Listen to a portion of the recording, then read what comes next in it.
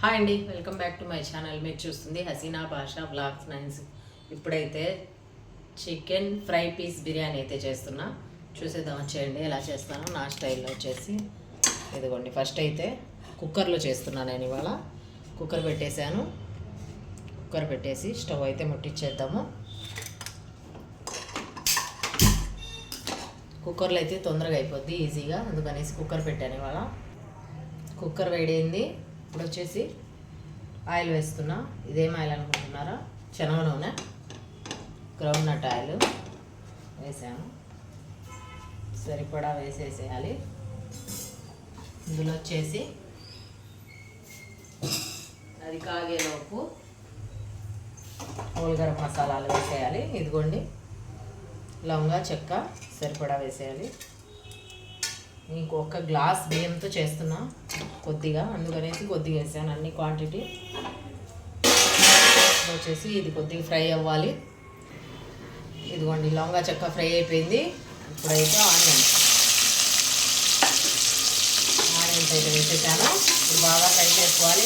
ఇది ఫ్రై కావాలంటే ఏం చేయాలి, కొద్దిగా సాల్ట్ వేసుకోవాలి. ఒక లైట్గా కొద్దిగా తొందరగా ఫ్రై అయిపోతాయి. మనకు టైం లేనప్పుడు సాల్ట్ వేసుకుంటే తొందరగా అయిపోతాయి. ఇవి బాగా ఫ్రై అవ్వాలి.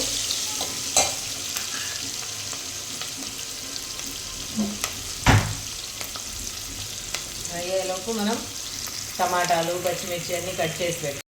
ఆనియన్స్ అయితే ఫ్రై అయిపోయాయి. ఇదిగోండి చూడండి, మరీ ఎక్కువ ఫ్రై అవ్వలేదు ఇవాళ, లైట్గా అయితే ఫ్రై చేశాను. ఇప్పుడు అల్లం వెల్లుల్లి పేస్ట్ అయితే వేసేస్తున్నా. ఇదిగోండి అల్లం వెల్లుల్లి పేస్ట్.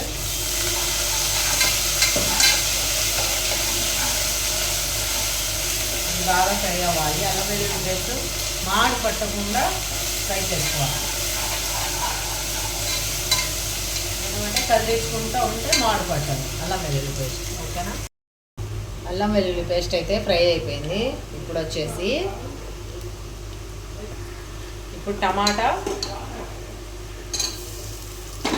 వేసేసాను. పచ్చిమిర్చి కూడా వేసేద్దాము. ఇవాళ కొత్తిమీర, పుదీనా ఏం వేయట్లేదు నేను. సింపుల్గా అయితే చేసేస్తున్నా. సింపుల్గా చేసినా సూపర్గా ఉంటుంది.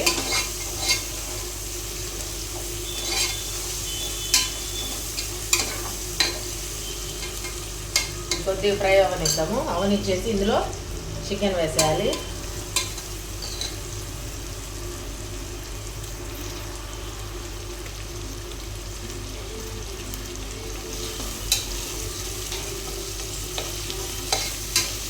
ఫ్రై అయిపోయింది చూడండి, చాలా ఎక్కువ ఫ్రై అవ్వాల్సిన పర్లేదు.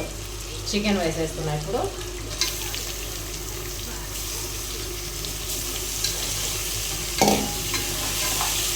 చికెన్ బాగా కలుపుకోవాలి. ఇందులో వేసేసి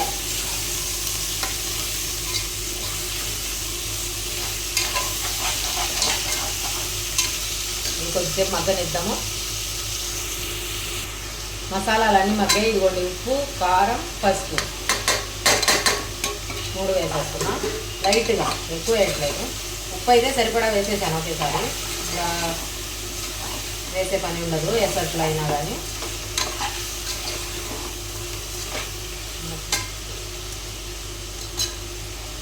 ఇదైతే కొద్దిసేపు మగ్గాలి. ఎసరు అయితే వచ్చేసింది. ఇదిగోండి, ఎసరు రాలేదు, అదే ఉడికింది. ఎసరు అయితే వేసేస్తున్నా. ఇదిగోండి వాటర్. నేను ఒక గ్లాసుకి 2 గ్లాసులు వాటర్ వేస్తాను కదా ఖచ్చితంగా.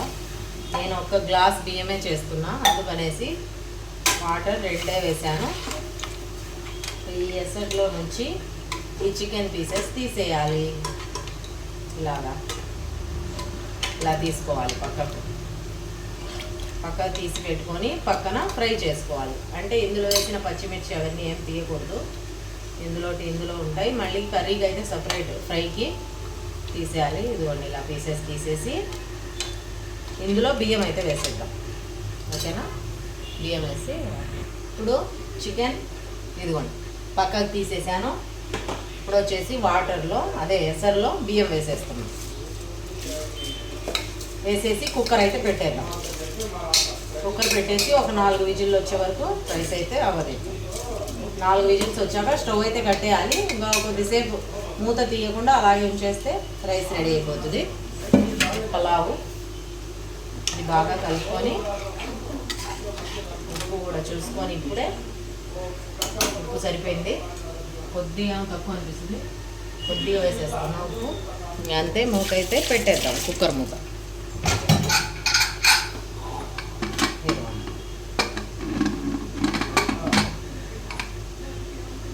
కుక్కర్ పెట్టేసాం కదా, ఇప్పుడైతే ఫ్రై కోసం ప్రిపేర్. పక్కన కుక్కర్ పెట్టేశాను స్టవ్ మీద. ఇప్పుడైతే కడాయి పెట్టేసి ఆయిల్ వేసాను, అదే శనగ నూనె వేసాను. ఇది లవంగా చెక్క వేసేసుకున్నా. ఇప్పుడైతే ఉల్లిపాయలు వేసేద్దాం ఇందులో.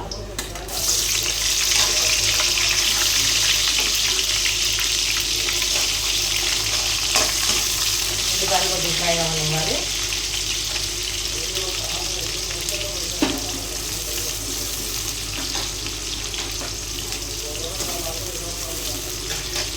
పచ్చిమిర్చి,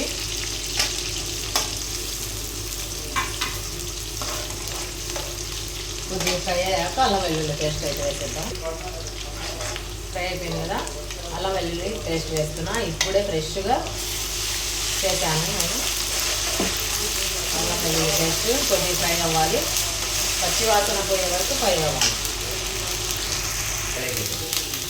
కొద్దిగా ఫ్రై అయిపోయింది అల్లం వెల్లుల్లి పేస్ట్. టమాటాలు అయితే వేసేస్తున్నా. టమాటాలు కొద్దిగా ఫ్రై అవ్వాలి.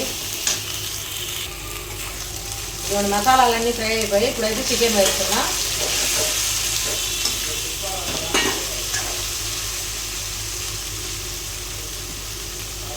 ఇందులోనే ఉప్పు, కారం, పసుపు. ఇది సిమ్లో పెట్టేసి ఇంకా ఫ్రై చేసుకోవాలి. ఇటువంటి కరివేపాకు, చికెన్ ఫ్రై అంటే ఇంకా కరివేపాకు ఖచ్చితంగా ఉండాల్సిందే. కరివేపాకు అయితే శుభ్రంగా కడిగేసాను.